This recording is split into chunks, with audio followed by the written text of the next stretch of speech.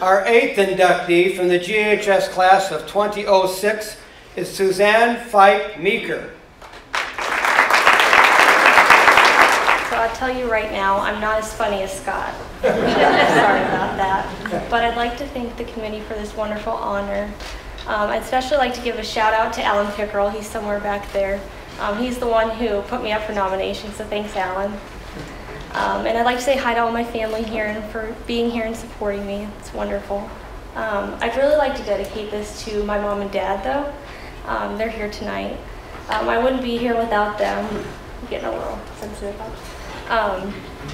But they always taught me to give 110% in anything that I've ever done, and just to always try and try again and just keep on doing it until you get it right.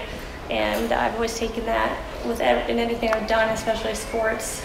My mom told me that when I was a little girl, when I was like 3 years old and I was in gymnastics, I'd come home every time after practice and spend 2 or 3 hours just doing cartwheels and back bends like over and over and over again, because I just enjoyed doing that, you know, trying to get it right.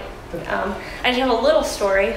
And when I was in 6th grade, my very best friend stayed the night, and the next day her mom was like, make sure to take her to club volleyball tryouts.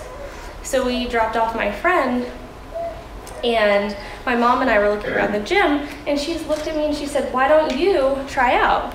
And I'm like, oh, I don't know. I don't have any knee pads. I don't know anything about volleyball. Why even, you know, I don't know. And she's like, well, you should just try it. You might really like it. Like, you might enjoy it. And that was the first day I ever played volleyball. And it ended up being my very favorite sport. And so I really just like to thank you, Mom, for always believing in me and pushing me outside of my boundaries to do new things. So, and I'd like to thank all the parents of athletes, because you guys put us up here. If it weren't for you, we wouldn't be half as good as we are. So, thank you.